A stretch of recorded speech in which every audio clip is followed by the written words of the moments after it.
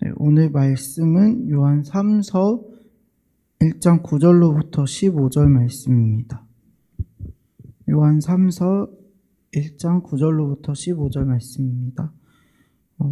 제가 읽고 마지막 절만 합독하도록 하겠습니다. 내가 두어 자를 교회에 썼으나 그들 중에 으뜸되기를 좋아하는 디오드레베가 우리를 맞아들이지 아니하니 그러므로 내가 가면 그 행할 일을 잊지 아니하리라. 그가 악한 말로 우리를 비방하고도 오히려 부족하여 형제들을 맞아들이지도 아니하고 맞아들이고자 하는 자를 금하여 교회에서 내쫓는 도다. 사랑하는 자여, 악한 것을 본받지 말고 선한 것을 본받으라. 선을 행하는 자는 하나님께 속하고 악을 행하는 자는 하나님을 배우지 못하였느니라. 데메드리오는 무사람에게도 진리에게서도 증거를 받았음에 우리도 증언하노니 너는 우리의 증언이 참된 줄을 아느니라. 내가 내게 쓸 것이 많으나 먹과 붓으로 쓰기를 원하지 아니하고 속히 보기를 바라노니 또한 우리가 대면하여 말하리라. 평강이 내게 있을지어다. 여러 친구가 내게 문안하느니라. 너는 친구들의 이름을 들어 문안하라. 아멘. 우리는 성경을 보면서 늘 성경 속에 두 가지 질문을 찾습니다. 첫째는 무엇을 믿을까? 두 번째는 어떻게 살 것인가? 라고 하는 그런 질문입니다. 우리는 이번 주간에 영혼이 잘됨같이라고 하는 주제로 말씀을 함께 나누고 있습니다. 그 영혼이 잘됨같이라고 하는 그 주제에 따라서 우리들이 늘 하나님께 질문해야 될 질문도 두 가지입니다. 하나님, 내가 무엇을 믿을까요? 하나님, 내가 어떻게 살까요? 라고 하는 이런 질문입니다. 진리 안에 거하며 일상적인 삶에서 형제를 사랑하며 나그네를 환대한 가이오를 요한은 어제 말씀 가운데 축복을 합니다. 요한은 가이오를 향해서 영혼이 잘됨같이 범사가 잘되고 강건하기를 내가 간구하노라라고 기도하지만 요한 3서에 등장하는 또 다른 인물인 디오드레베는 가이오와 대조되는 다른 유형의 인물이라고 하는 것을 알게 되어집니다. 여러분, 바울은 고린도전서 10장 31절을 통해 이렇게 말을 합니다. 그런즉 너희가 먹든지 마시든지 무엇을 하든지 다 하나님의 영광을 위하여 하라. 우리가 인생을 살아가면서 인생의 목적이 하나님께 영광을 돌리는 것이라 라고 하는 것입니다. 하나님께서 천지 만물을 창조하실 때 창조의 목적이 영광 받으심이에요. 각기 피조물들이 위치에서 자신에게 주어진 본분을 감당할 때 그것을 통해 하나님이 영광을 받으신다는 말씀입니다. 오늘 우리는 본문에 등장하는 디오드레베는 어떤 유형의 크리스찬일까를 생각해 봅니다. 요한 장로는 가이오에게 디오드레베의 악한 것을 본받지 말라고 강하게 권면합니다. 여러분, 성경이 소개하고 있는 디오드레베는 부정적인 인물인 거예요.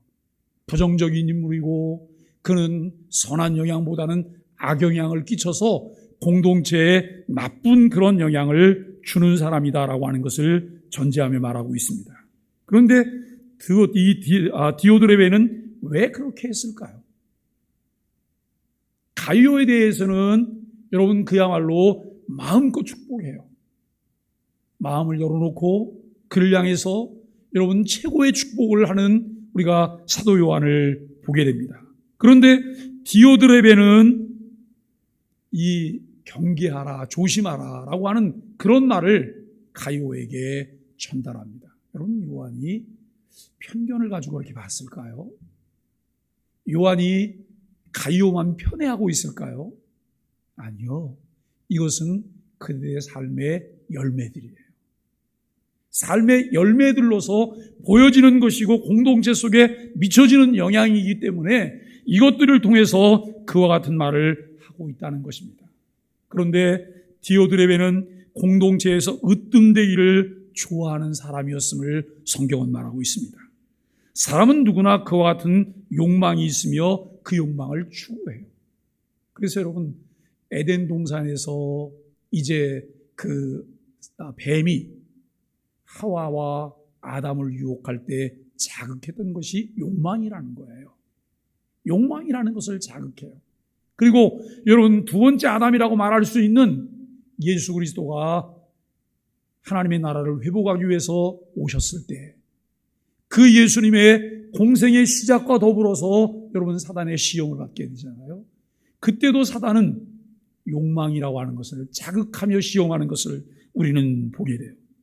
예수님께서는 크고자 하는 자는 섬겨야 한다고 말씀하셨는데 제자들의 그 작은 그룹에서도 서로 높아지라고 하는 사람들이 있었다고 하는 것을 알게 됩니다.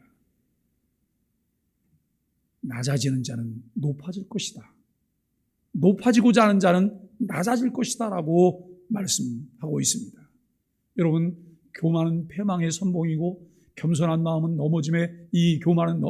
거만한 마음은 넘어짐의 앞잡이다라고 말하고 있습니다. 하나님께서는 교만한 자를 물리치시고 겸손한 자에게 은혜를 주신다라고 말씀하십니다. 디오드레베는 교회를 그의 권력을 행사하는 장으로 생각을 했습니다. 여러분, 우리는 다만 도구일 뿐이에요. 다만 일꾼일 뿐이에요. 내가 영광스러운 하나님의 나라를 위하여 그의 몸된 교회를 위해서 내가 일꾼으로 부름받는 것, 쓰임받는 것이 얼마나 하나님의 놀라운 은혜며 여러분 복이고 또 선물인지 우리는 알아야 할 것입니다. 그저 이게 교회 권력 서열면이 이게 아니잖아요. 우리가 여러분 가끔 텔레비전에 비춰지는 북한의 모습들을 보게 돼요. 김정일이 등장하고 그 다음에 정치 서열 몇 위에 소속되는 사람들이 그의 옆에 뒤에 쭉 포진해 있어요. 그리고 군부 사람들이 나오면 그 군부 사람들은 군복을 입고 군복 앞에 얼마나 많은 훈장을 달았는지 저는 참 그분들 불편하실 것 같아요. 훈장이 아무리 무겁지 않다고 해도 그렇게 많이 달면 거치장스럽고 묵직하지 않을까요? 그리고 그분들이 6.25 세대이기 때문에 연세도 굉장히 많으실 거예요.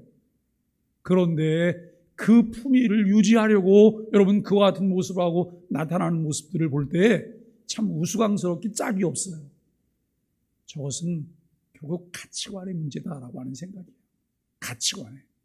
눈에 보여지는 것, 그리고 거칠에 이런 것들을 중시하는 사회이기 때문에 결국 그 사회가 권위주의적인 사회가 아닐까라고 하는 생각을 해보게 됩니다. 여러분, 교회는 권력을 행사하는 곳이 아니죠. 교회를 통해 주어지는 직분은 내가 좀 더 주님과 가까워지는 직분이고, 그리고 여러분 겸손하게 섬기는 직분이고, 하나님의 은혜를 이제 흐르게 하는 그런 통로로서의 직분인 것을 우리는 생각하게 되어집니다. 그리스도의 복음을 전하는 자를 배척하는 것은 곧 그리스도를 거부하는 것입니다. 그런데 이 디오드레베는 그의 삶을 통해서 그와 같은 모습들을 드러내고 있다라고 하는 것입니다. 그의 목적은 진리로 교회 공동체를 섬기기보다는 공동체와 구성원들을 자기 마음대로 통제하려고 하는 이와 같은 것들이었다라고 하는 것을 알게 됩니다.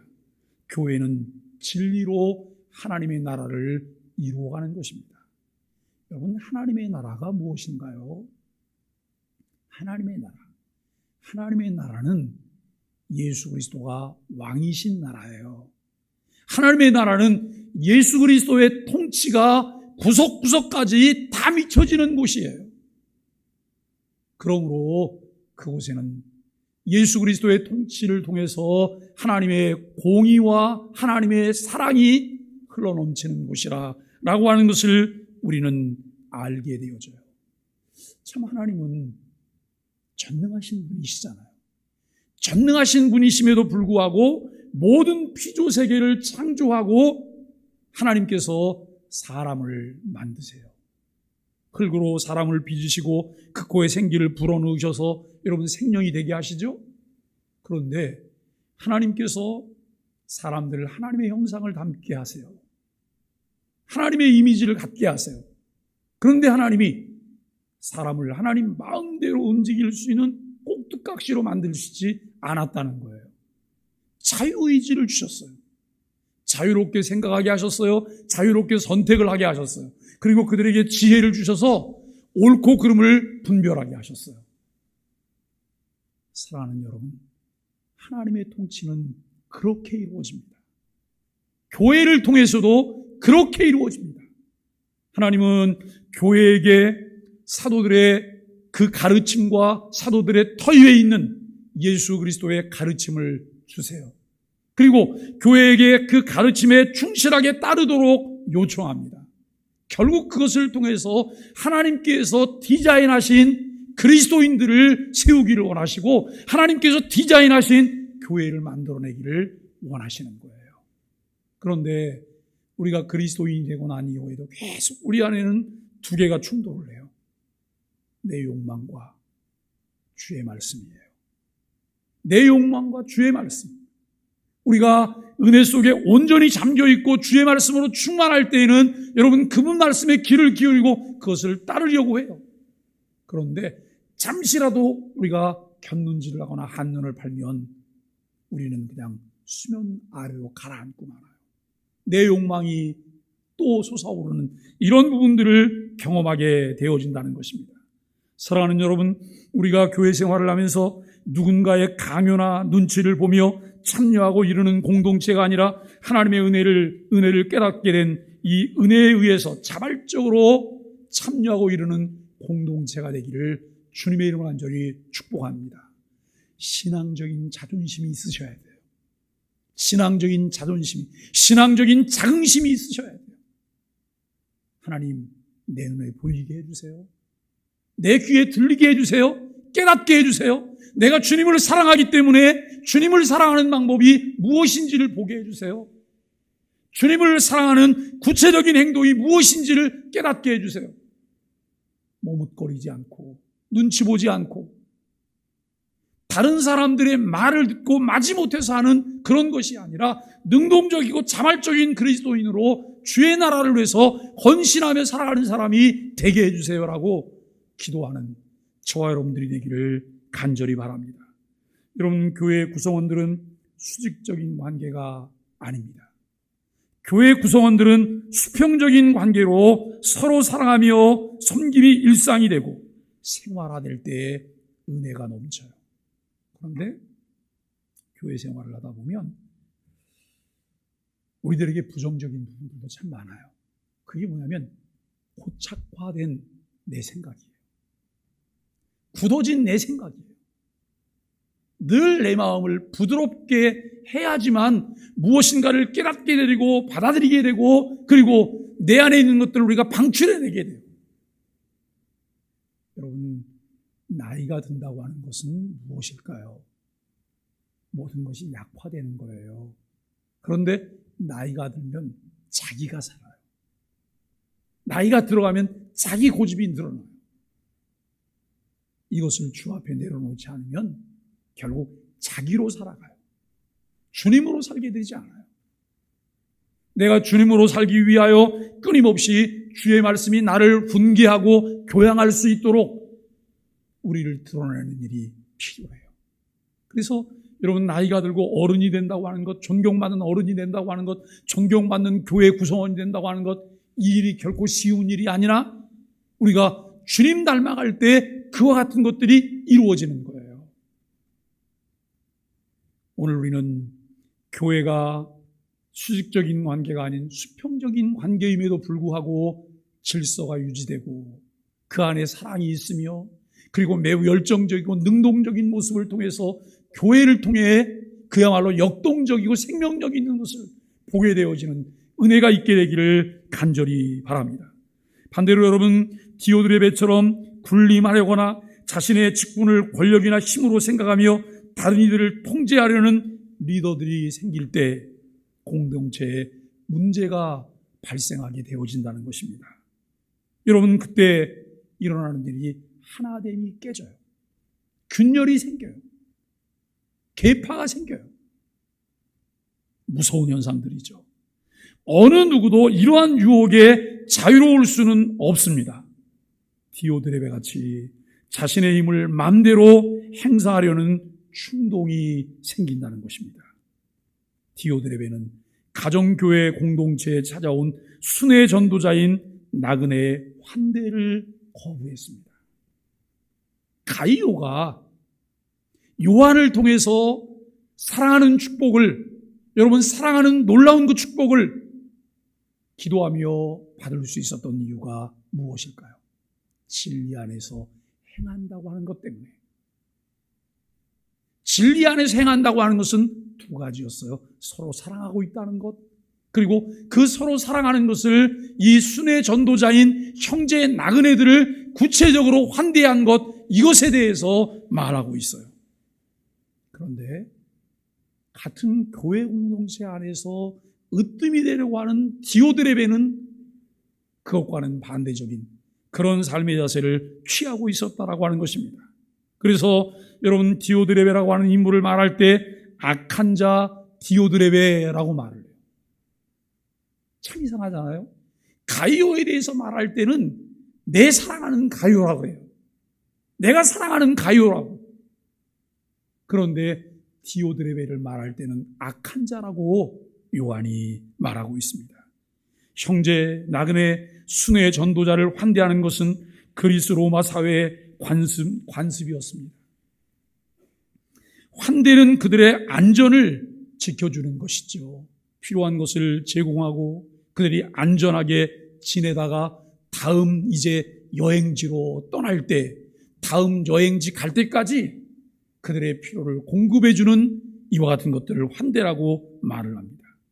창세기 19장에 보면 여러분, 그 아브라함의 조카인 롯이 소돔과 고모라 땅에 이제 여러분 정착해서 살고 있죠. 그런데 하나님께서 이 소돔과 고모라에 의인이 없으므로 그것을 심판하시기로 하나님이 작정하세요. 그리고 천사들이 그곳을 방문해서 미리 롯에게 그 사실들을 예고하기 위해서 가게 되어집니다. 그런데 여러분, 이 소돔과 고모라가 얼마나 폐역하고 음란한 도시였는지, 여러분, 그 롯의 가정에 손님이 2명이 왔다는 사실을 알고 그들을 내놓으라고 이야기를 해요. 그들을 내놓으라고. 그저 그들을 구금하려고 하거나 그들을 여러분 감옥에 가두거나 그들을 죽이려고 했던 것이 아니에요. 그 내용들을 구체적으로 살펴보면 그 안에는 그들과 음란한 행위를 벌이려고 하는 의도가 있다는 것을 알게 돼요. 그것도 요즘 사회에서 많이 문제가 되고 있는 동성애까지 우리가 갈 수 있는 그런 상황들이라고 하는 것입니다. 여러분, 소돔 백성이 두 천사를 해코지하려고 할 때 롯은 두 천사를 보호합니다. 그들의 안전을 지켜주는 것이 환대였고, 환대는 먹을 것과 사용할 물건을 제공해 주는 것이죠. 상을 차려주고 잔이 넘치도록 포도주를 채워주는 것입니다. 그러니까 여러분, 성경에 보면 구약 성경에 그런 것들이 참 많이 나오는데 신약 성경 히브리서에 보면 히브리서에서는 확정적으로 그렇게 말씀하세요. 나그네를 대접하다가, 나그네를 환대하다가, 나그네에게 손대접을 하는 자들에게 하나님 주신 은혜가 있음을 말해요. 나는 아무런 생각 없이 나그네에게 냉수 한 그릇 대접했어요. 아무 생각 없이 나는 나그네에게 여러분 닦을 물을 제공해 줬어요. 그리고 그들에게 양식을 주었어요. 추운 날 남루하게 여러분 초라한 옷을 입은 사람에게 따뜻한 옷을 나는 그냥 아무 생각 없이 제공해 주었어요. 그런데 하나님은 결코 그것조차도 잊지 않고 기억하신다라고 하는 말씀이에요. 오늘 우리 그리스도인들이 다른 사람들을 돌아보고 선을 행하고 선한 영향력을 끼치는 것, 이것이 내 공로일까요? 내 공로일 수는 없어요. 내 공로라고 생각하는 그 순간 하나님 앞에 그 일은 아무것도 아니에요. 그런데 이와 같이 선행을 하고 선한 일을 감당하고 선한 영향력을 끼치는 것은 예수 그리스도를 주로 믿고 의인이라고 일컬음을 받게 된 사람들이 성화가 시작이 되어지며 성화의 삶에 가는 과정 가운데 주어지는 하나님의 선물이며 결과물 열매들이라고 하는 사실들을 우리는 기억해야 합니다.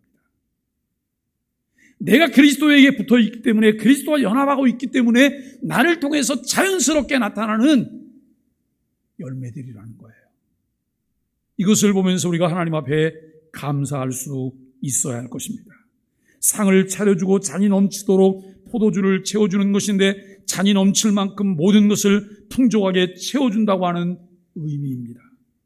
순회의 전도자를 이렇게 환대하는 것이 마땅합니다.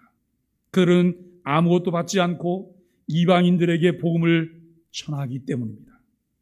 우리 모두를 대표해서 주의 위대한 명령을 수행하는 자들이기 때문에 우리는 그들에게 빚진 자의 심정으로 환대해야 하는데, 디오드레베는 사도 요한을 대적하고 요한이 파송한 전도자들을 천대했습니다.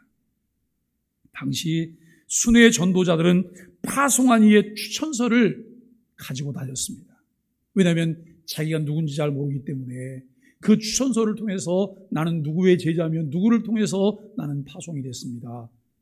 이 추천서를 내놓으면 가정교회에서 그러냐고, 왜냐하면 그를 보낸 이를 신뢰하기 때문에 마치 그를 대하는 것처럼 맞이하는 이런 그 관습들이 그들에게 있었습니다. 우리 모두를 대표해서 주님의 위대한 명령을 수행하는 자들을 우리가 어떻게 맞이할 것인가?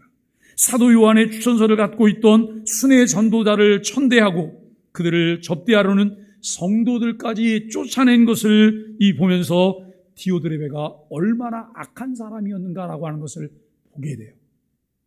자신만 그 일을 안 한 게 아니에요. 교회 안에서 그 일을 하려고 하는 다른 사람들조차 막았고 그들을 쫓아냈어요.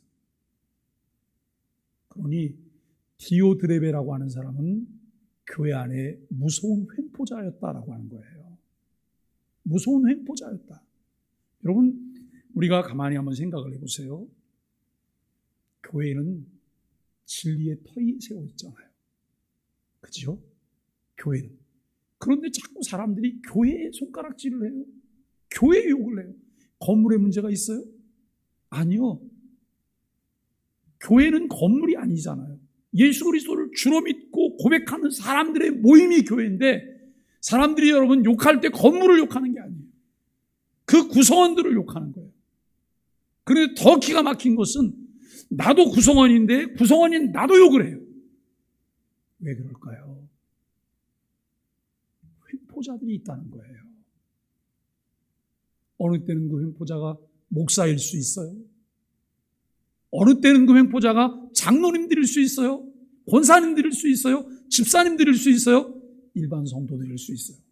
그런데 정말 중요한 것은 일반 성도들의 횡포는 그다지 영향력이 없다는 거예요. 중요한 것은 교회 목회자의 역할이지요. 중간 지도자들의 역할이에요. 이것이 제대로 되어지지 않으면 교회는 교회로서의 역할을 감당할 수가 없어요. 우리는 그때마다 이렇게 질문을 해요. 누구를 위하여 종을 울리나? 교회가 누구를 위하여 종을 울리나? 교회는 지금 저기 왜 우뚝 서 있나? 이 질문을 해야 돼요. 유명무실한 교회가 아니라 꼭 필요한 교회로서 하나님의 나라를 소개하고 하나님의 나라를 전파하고 그 나라를 확장해가는 교회로서의 역할을 하기 위하여 하나님께 기도하는 일들이 우리에게 필요할 것입니다. 여러분, 무서운 사실은 진리 안에서 행하는 가이오의 가정교회 안에 디오드레베가 있다고 하는 거예요. 한 교회 안에 진리를 걷는 사람이 있고 불의의 길을 걷는 사람이 있어요. 이것은 주님 오시는 그날까지 계속될 거예요. 며칠 전에 제가 아는 선생님이 일찍 이 교직에서 퇴직을 하시고 귀농을 하시면서 농사를 지세요. 그런데 친환경 이제 벼농사를 지으셔요. 그러니까 그분은 수시로 그 논안에 들어가서 피를 뽑는 일을 해요. 이 피를 뽑아서 벼와 이 피를 뽑다가 벼를 잘못 뽑은 거예요. 같이.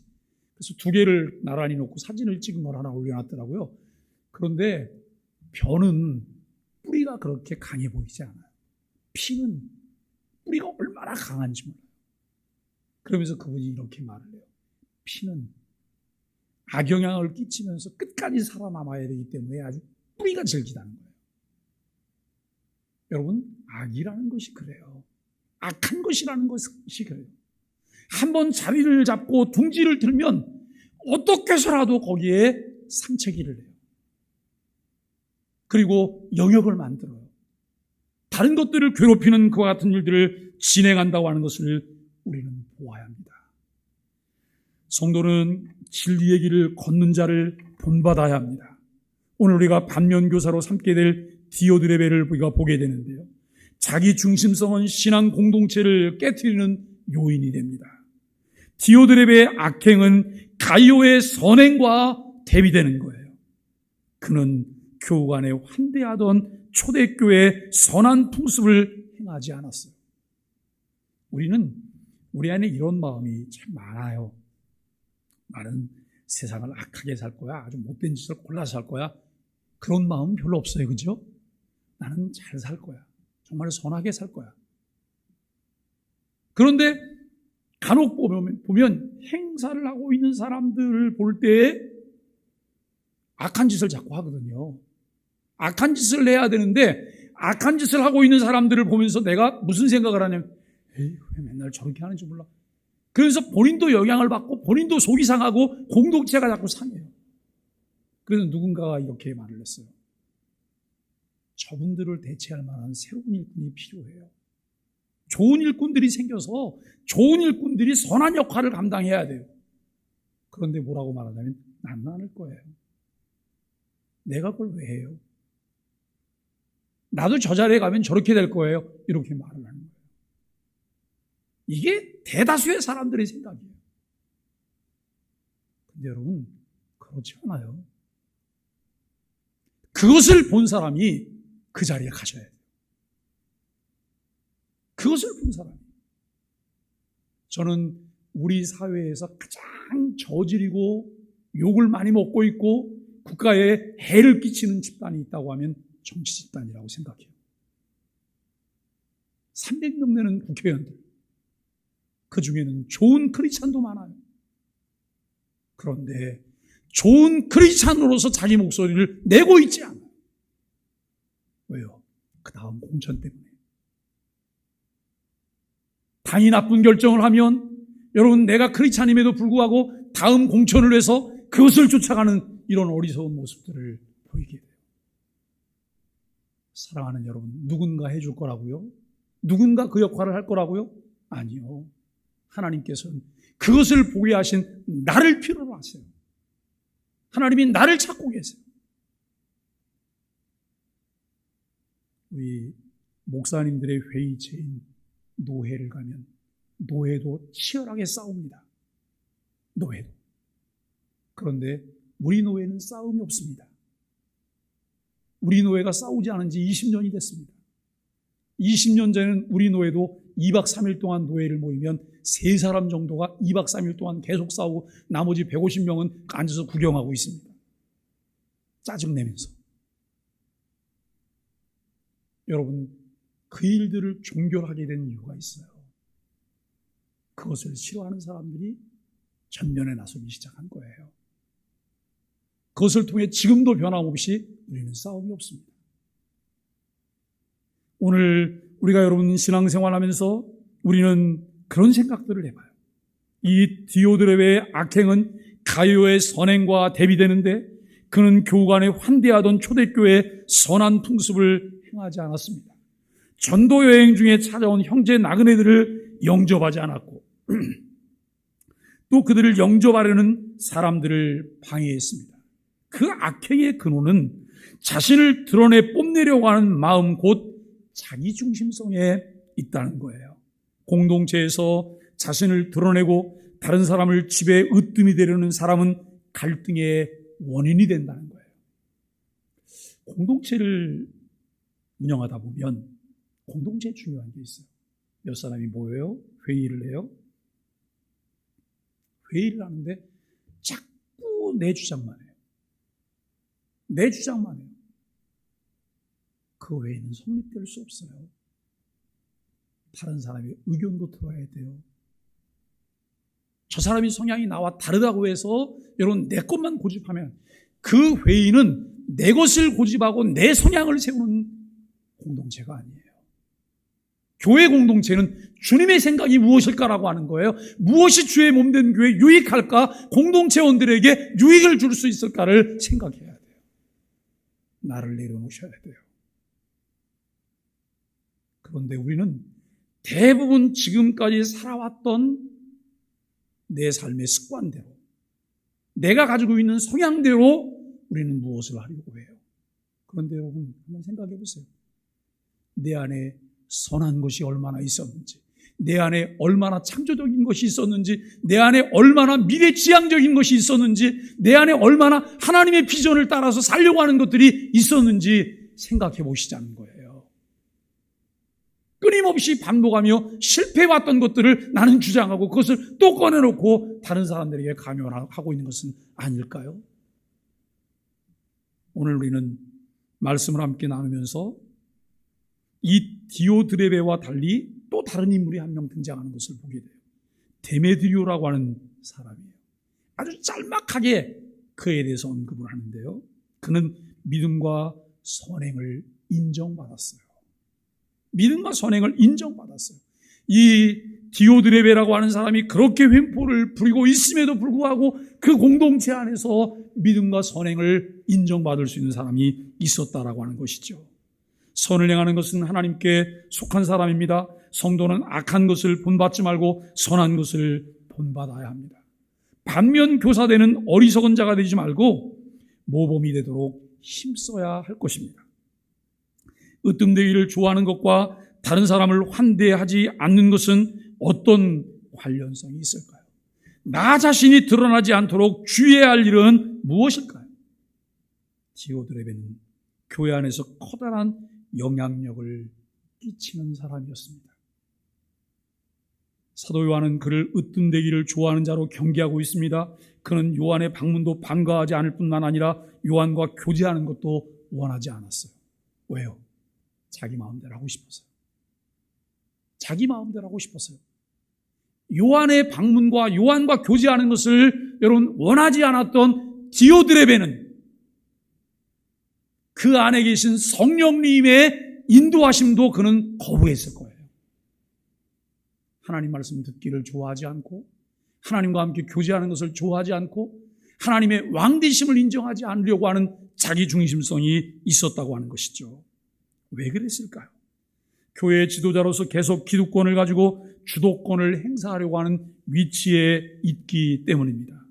이런 이유로 사도 요한에 대한 부정적인 소문을 퍼뜨리고 교회를 방문한 형제들을 대접하기는커녕 대접하려는 사람들까지도 못하게 막았습니다.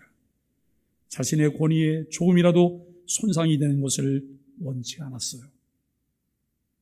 그의 관심은 오로지 자신의 영향력을 교회에 과시하는 데 집중이 되었다는 것입니다. 우리가 여러분 이 요한2서, 요한3서, 요한1서를 공부하기 전에 아침마다 요한복음을 함께 묵상했잖아요. 요한복음 처음 시작해 보면 거기에 세례 요한이 등장해요. 세례 요한이 등장하는데 세례 요한이 정말 활발하게 역할을 해요. 많은 사람들이 세례 요한을 찾아와요. 그러다가 어느 날 세례 요한을 찾아오던 사람들이 감소하기 시작해요. 무엇 때문에요? 예수님 등장하고. 예수님이 등장하니까 세례 요한을 찾던 사람들이 감소해요. 그러니까 세례 요한의 제자들이 세례 요한에게 속상한 마음에 이렇게 말을 해요. 사람들이 자꾸 예수에게로 갑니다.